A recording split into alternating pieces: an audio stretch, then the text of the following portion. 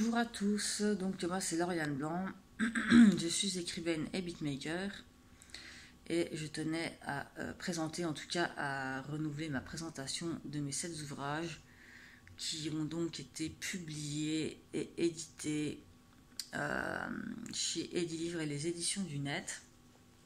Donc le premier qui a été publié en 2012 s'intitule Écrit schizophrénique. Donc ça englobe évidemment bien évidemment tout, en tout cas tous les troubles, toutes les choses par lesquelles je suis passée. Donc ça parle de troubles alimentaires comme l'anorexie, la boulimie mentale. Ça parle des addictions aussi. Dans celui-là, je sais plus trop. Enfin bref, en tout cas, j'en parle dans mes autres ouvrages. Donc les troubles alimentaires, l'automutilation, les TS, les IMV, la psychiatrie,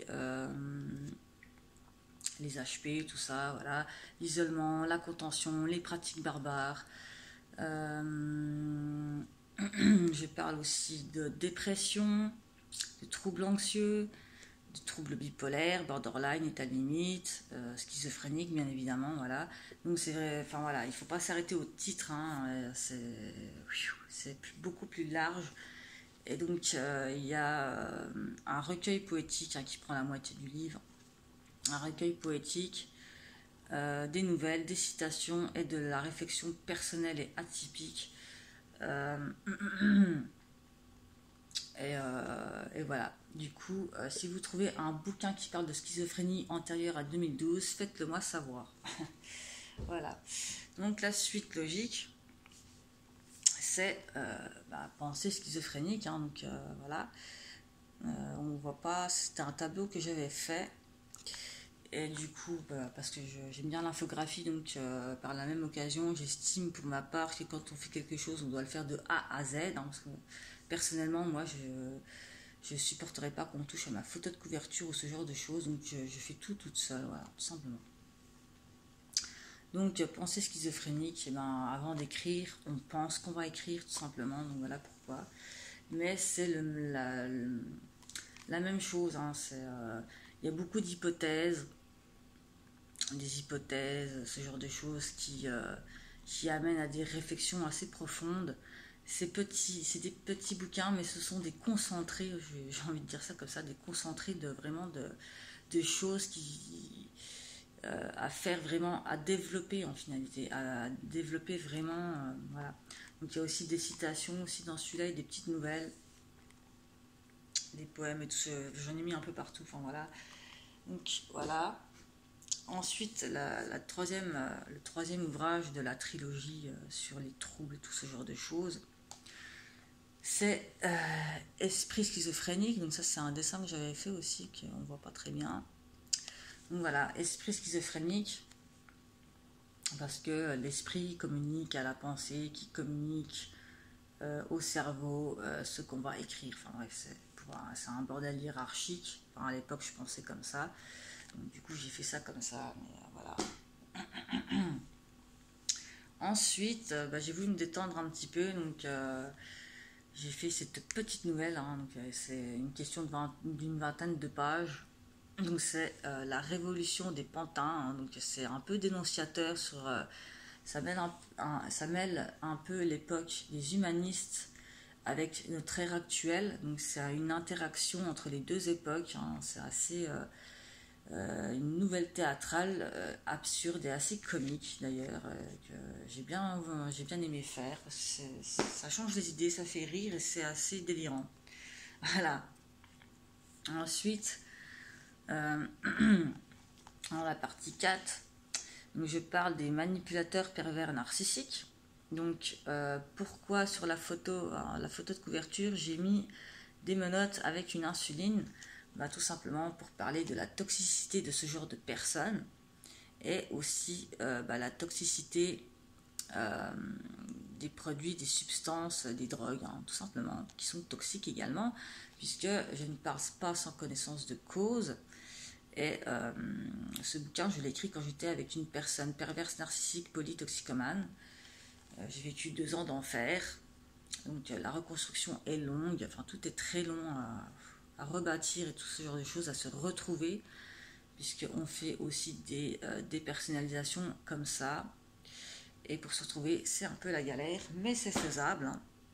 C'est toujours dans le but de montrer que quand on se casse la gueule, on peut toujours se relever, hein, forcément. Donc voilà. Ensuite, il y a la déshumanisation.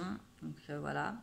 Avec pour photo une photo du ciel que j'ai prise comme ça lors d'un jour d'été où il y avait des chemtrails. Donc chemtrails, je ne sais pas si ça existe ou quoi.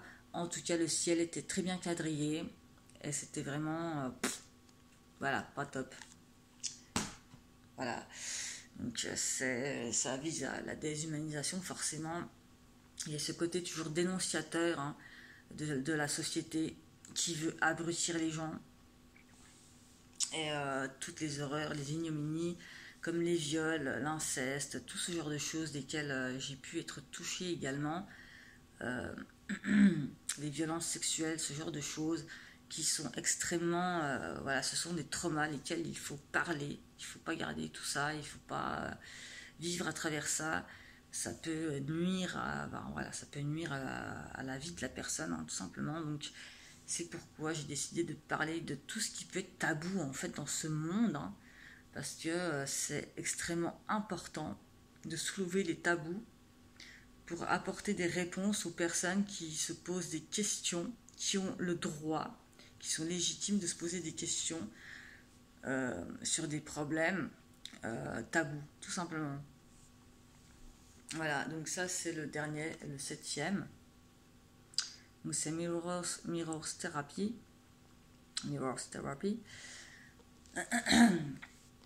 Qui résume un petit peu tout en finalité à travers je l'ai un peu romancé, quoi. Donc ça résume un peu mon état d'avant avec cette espèce d'optique de s'en sortir. Enfin voilà.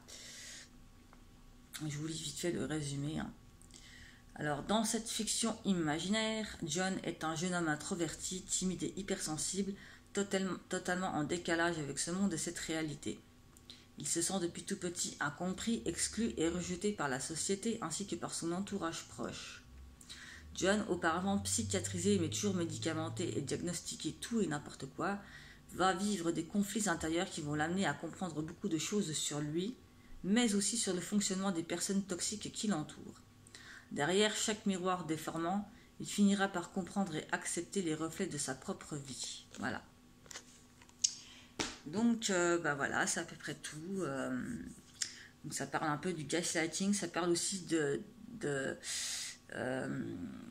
des choses quand on est en état de psychose, les idées qu'on peut s'inventer, parce qu'il y a toujours du vrai et du faux, hein. Donc voilà, il ne faut pas non plus se monter la tête trop loin. Des fois, on pense qu'il y a des personnes qui sont toxiques. Donc, elles peuvent être effectivement toxiques, intrusives, envahissantes, ce genre de choses. On a tous des schémas toxiques quelque part, j'ai envie de dire, hein. Voilà, tout simplement. La dépendance affective, ça peut être toxique. Moi, personnellement, voilà, c'est un truc qu'il faut que je travaille encore au jour d'aujourd'hui. Mais voilà, en travaillant sur soi, on peut vraiment s'améliorer constamment, tout simplement. Donc c'est le but de ces ouvrages. Ça vise à dénoncer et ça vise à aider, puisque ça a été un exutoire pour moi et une thérapie pour m'en sortir. À m'en sortir seule, j'ai envie de préciser. Seule, ouais. Donc les addictions, tout ça.